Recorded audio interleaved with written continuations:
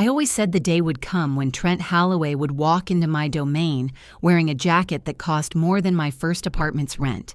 And sure enough, on a gray Tuesday in March, he did exactly that, wrinkling his nose at the humming data center like it had personally offended his cologne. He ran his manicured fingers along the cold aisle containment and announced that the whole operation looked like a submarine from 1998, which was rich coming from a 29-year-old whose only technical achievement was successfully pairing wireless earbuds on the first try. My name is Priya Desai, and for 19 years I have been the person who kept Meridian Freight Solutions breathing, the invisible hand behind the scanners, the billing servers, and the routing software that made sure refrigerated trucks full of vaccines didn't sit rotting on a highway shoulder. People called me the systems witch behind my back, and I wore that title like a medal. Old Man Holloway, Trent's father, Desmond, built this company from a single flatbed truck and a stubborn refusal to fail, and after a ransomware attack nearly gutted us 8 years ago, he sat across from me with 2 glasses of bourbon and asked me to build something that could never be taken from us by force or by folly again.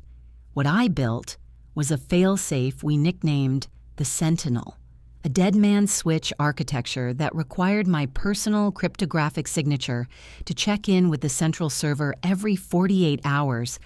and if that heartbeat ever went silent, the entire network would assume hostile takeover and slam itself into a lockdown so total it would make the company's digital pulse flatline. Desmond had insisted on this after watching hackers nearly destroy everything he loved, and only he and I held the override keys, a fact that mattered enormously 6 months ago when he suffered a stroke that left him recovering quietly in a care facility upstate, while his son inherited the throne without ever reading the instruction manual that came with it. For 3 straight months, I watched Trent dismantle every system of trust his father had painstakingly built, firing our best dispatch manager and replacing him with a routing algorithm that once sent a truck full of dairy products through 3 states in the wrong direction, and burning nearly $3 million on a rebrand that replaced our steady blue logo with something that looked like a toddler's fever dream in neon orange. He hovered over my shoulder constantly, demanding I disable 2-factor authentication because it slowed down the vibe, and grew visibly furious every time I explained, patiently and correctly, that PCI compliance wasn't a suggestion, but a legal requirement that stood between us and catastrophic fines. The breaking point arrived on a Thursday afternoon when HR Director Marlene Cho appeared at my desk with a smile so tight it looked painful, informing me that Trent wanted to see me immediately and that I should bring my laptop, a request that landed in my stomach like a stone dropped down a well. I walked into that glass-walled conference room already knowing what was coming, and Trent didn't even look up from his phone as he slid a thick envelope across the table, informing me with rehearsed corporate cruelty that my skill set no longer aligned with the company's strategic vision, and that a bright-eyed 23-year-old named Beckett would be assuming my responsibilities that very afternoon. I asked him calmly, one final time, whether he understood what would happen to the Sentinel protocol once my administrator account went dark and he waved me off with the same dismissive flick of the wrist he used on every warning I had ever given him, insisting that Beckett was basically a coding prodigy who could handle whatever legacy nonsense I was referring to. So I did exactly what was asked of me. I created Beckett's super user account, transferred root ownership in front of them both, and watched the system flash an enormous yellow warning that the security heartbeat itself would not transfer automatically, a warning Trent waved away without so much as glancing at the screen, sealing his own company's fate with a single bored sigh. I handed over my badge, walked out into the parking lot without looking back, and sat in my car checking the clock as the countdown silently began ticking inside a server rack I would never touch again, knowing that the first failed heartbeat check would trigger at the 45-minute mark, and full lockdown would follow roughly 90 minutes after that. By the time I pulled into my driveway and poured myself a glass of wine I rarely allow myself on a weekday, my phone was already buzzing with a text from Desmond's old warehouse foreman, Ozzy, telling me that every scanner on the floor had frozen mid-scan with a message reading, "Contact primary administrator," and that grown men who had worked there for 15 years were standing in the aisles like they'd seen a ghost. The chaos that unfolded over the next 6 hours was almost symphonic in its precision, exactly as I had engineered it to be. Certificates revoked company-wide, warehouse conveyor belts grinding to a halt, VoIP phones going dead so that Trent literally had to run down 3 flights of stairs to shout questions at his own IT department,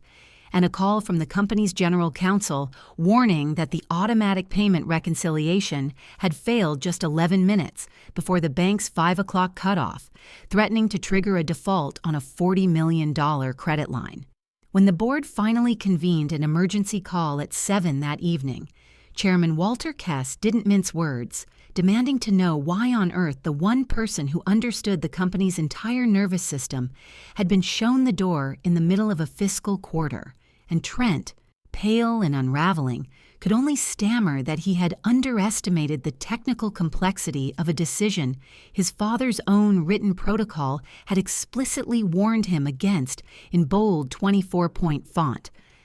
I laid out my terms on that call with the calm precision of someone who had rehearsed every word in the shower that morning without even knowing it would be needed.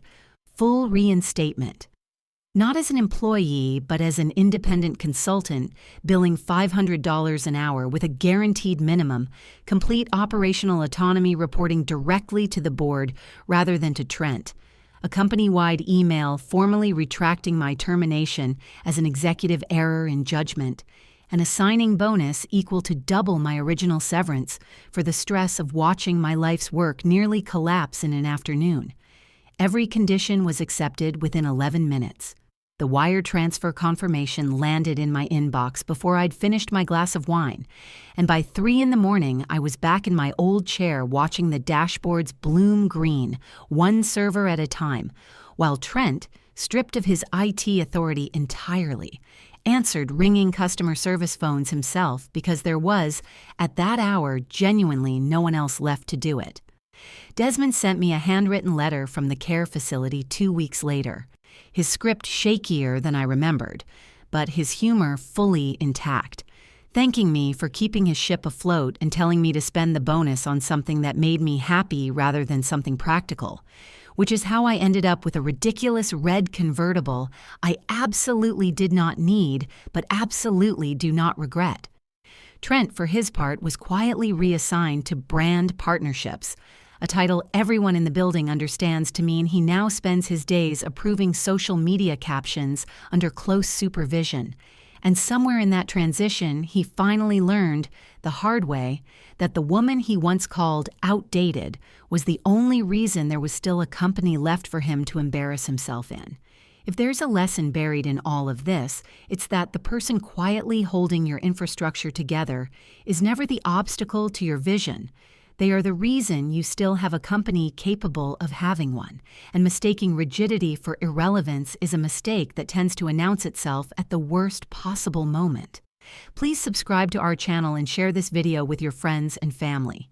We create entertaining and inspiring stories for our viewers, and your support helps us continue making great content for you.